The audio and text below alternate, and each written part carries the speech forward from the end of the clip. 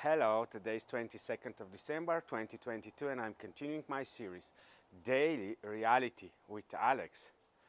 Since we are approaching Christmas and the New Year celebrations, especially in the Christian part of the world, and if we go in Wikipedia we can see that approximately we have 2 billion Christians, and then if we add the Muslims and the Jews in the Abrahamic faiths, it's more than 5 billion of us that have embraced this religion.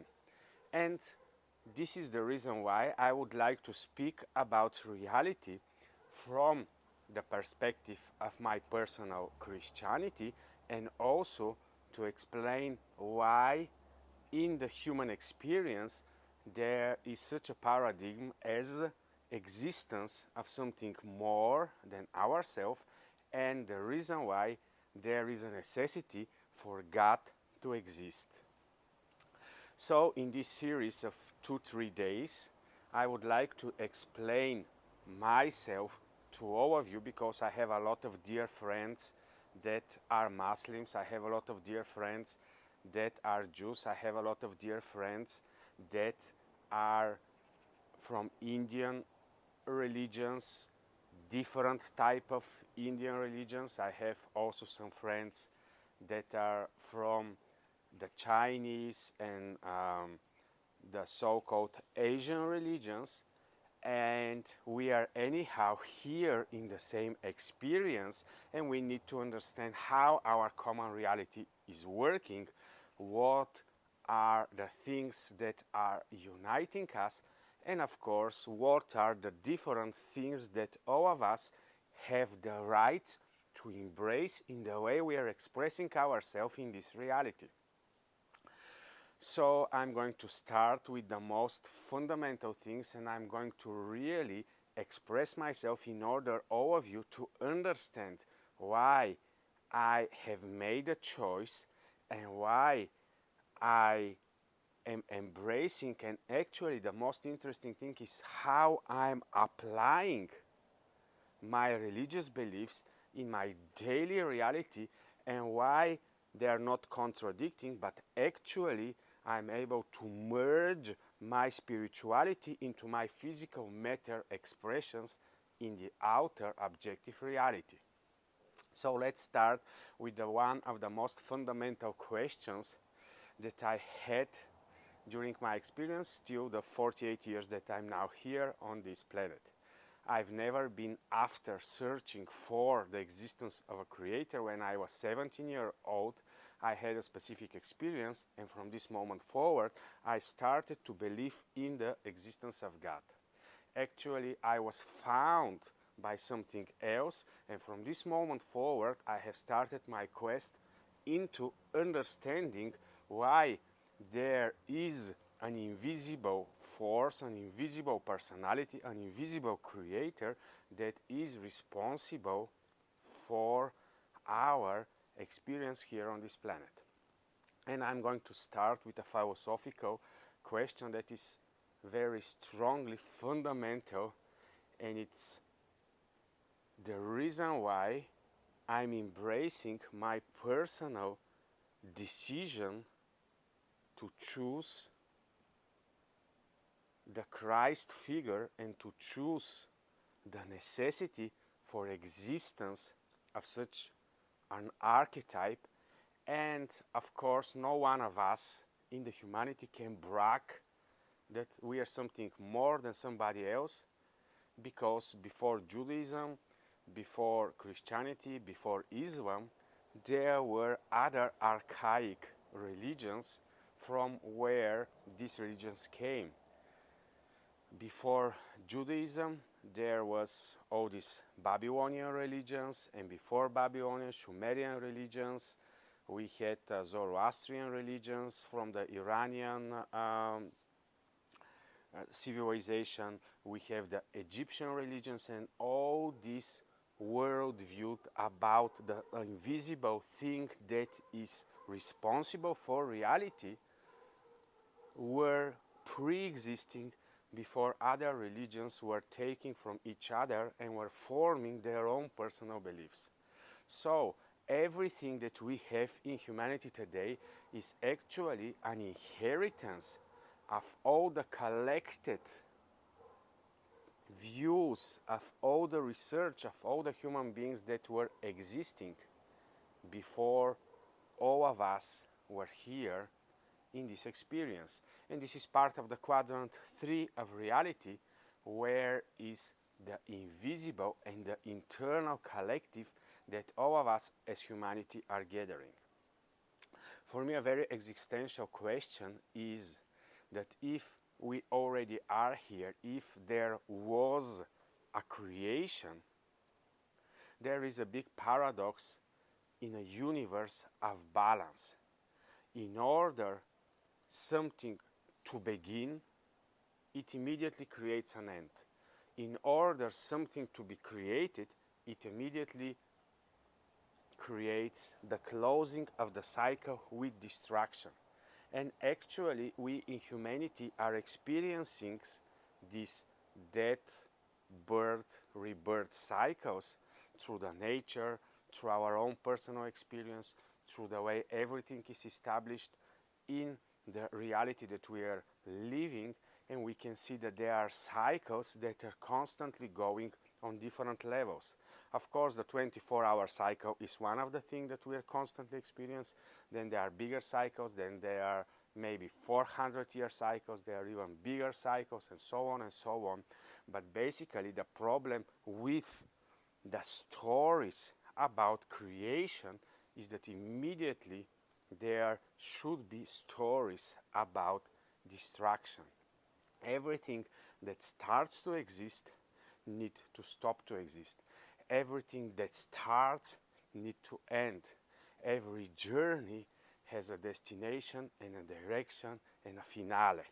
So, from this point of view, we need to understand the most fundamental question that everyone that claims that there is a concept of creation needs to answer to all that is the so-called creation, or even to himself, because reality is created and it is part of the objectivity, and the way everything starts is because of the laws of balance that exists for all of us. And if we can say, well, Alex, but even before the creation, somebody should have created laws that are going to govern the creation. Do we know who created these laws even before creation started and creation began? Well, if we go in all the ancient books and the different type of knowledge, we are going to explore how the humanity has been answering to all these questions. The beautiful thing about exploration, that in whichever direction we go into the reality, we are going to see so much openness and so much possibility for exploration. But for us, it's important to understand and to focus ourselves upon how we are able to apply these broad and open possibilities and probabilities for everything in our specific daily realities as human beings, and to take and extract from all these vast possibilities what is important specifically for me and for you. So the first fundamental question about creation is how it is possible to create out of cycle experience. Because if we start with creation and then we go back to destruction, creation, destruction, we are always going into cycles. The big fundamental problem that is to be solved in all these paradigms about creation is how actually it is possible to break the destruction cycle, and is it possible at all to be done. If, for example, we can imagine for a moment that I need to solve this problem about creation and about how it is possible to create beings that are able to live into these cycles and the balance of the reality, because everything is very complex. and nothing is finished, and everything is work in progress, and nothing is complete, and we will ever be complete. We think about creation like as something finite. But we, the human beings, from our personal experience, understand that it is like the artificial intelligence, like the machine learning. We are creating some laws, we are creating some boundaries, and based on this, the machine learning is happening. Nobody is knowing exactly what is going to appear based on our experiential knowledge and what we are putting into this form of what is going to be created. So immediately with the creation cycle, since in the universe and in the reality all probabilities need to exist in order even one probability to exist.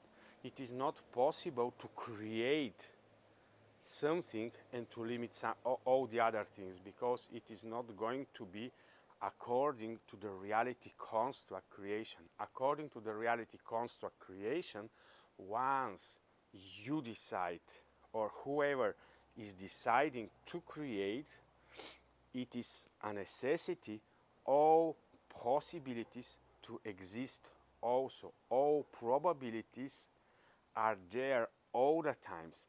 That's why if we want to have progress, we need to create also decay. All the options need to exist simultaneously for the experience and for the existence to be there. And then, of course, we as human beings are very easy and simplistically able to create things that are very limited, that are very put into different boundaries. But if there is existence of a limitless creator that is pre-existent, that is beyond existence, the only thing he is able to long-term procreate is more of who he is, or more of what he is, or more of what and why he is. So then the decision becomes very much more complex, because in reality what is the existence and creation is much more than finite, is much more than limited. We are experiencing limitless reality with limitless probabilities, and this is where we are put, and this is what actually creation is. It is 100% and constant work in progress, with all probabilities all the time existing.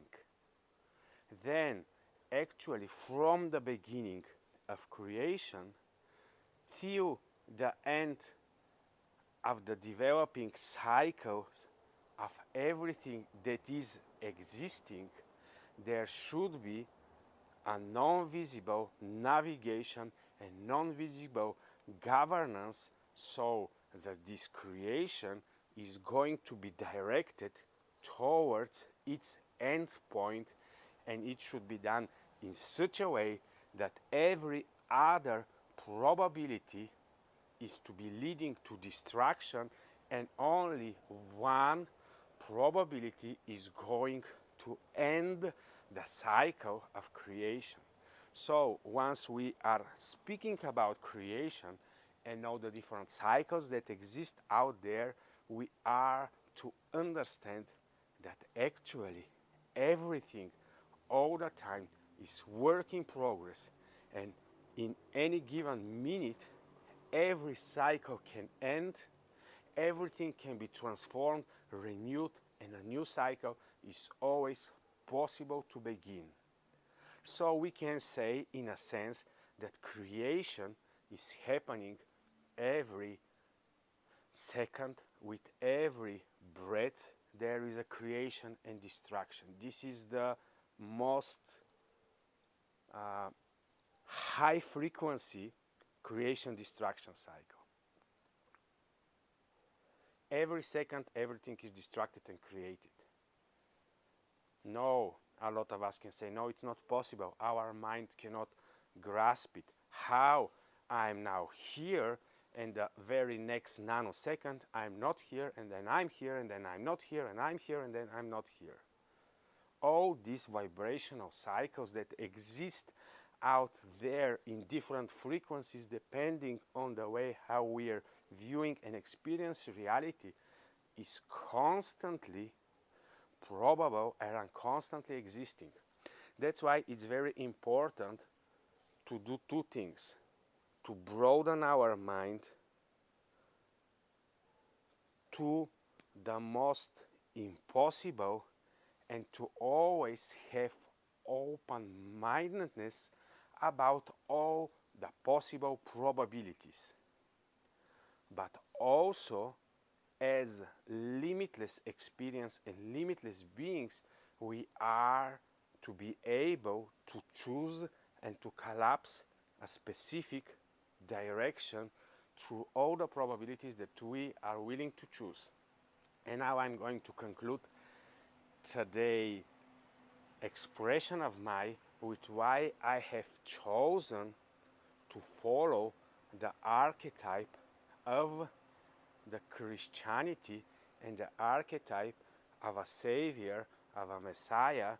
And of course there are so many different ideas, but I'm going to go into the big fundamental, why there is a necessity for this type of Savior figure for all the creation to exist even before creation starts.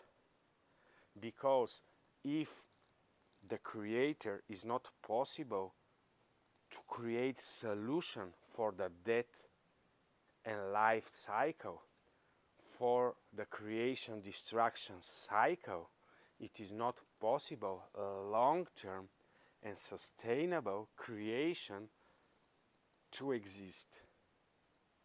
And this is where the figure and the existence of a Savior for all creation is in necessity to exist in order to focus everything within Him, through Him, and by Him. Of course, almost everything can disagree and can choose to try all other different options and probabilities, and this is part of the free will of everything that exists to choose. But long term, there is a direction towards moving through this only fundamental archetype that is able to break all other existing cycles and laws and everything that we are out there experiencing in the reality.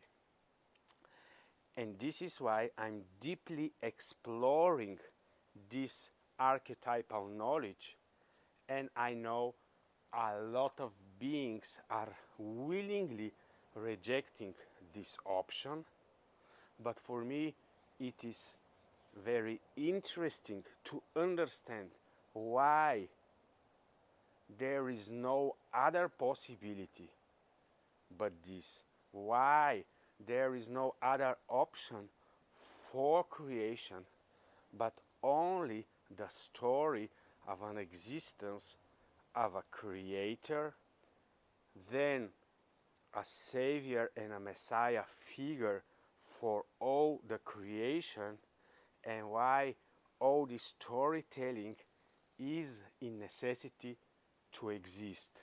I know a lot of us are going to celebrate now the birth of Jesus Christ, and in every point of all this lineage of storytelling, everything is 100% and all the time controversial and can lead to many different outcomes.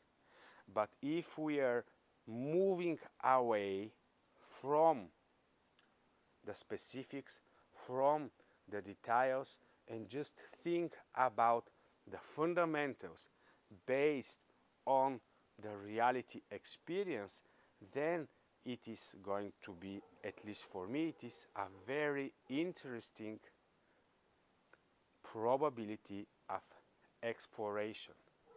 Even if we think only about one question, I think, which is very important, is can we as beings exist without identity? Why we are in a necessity to identify with something? Why it's not possible we to exist and to experience without being in some type of identity, or as I call it, a dress, an archetype we are to choose through which we are able to experience reality.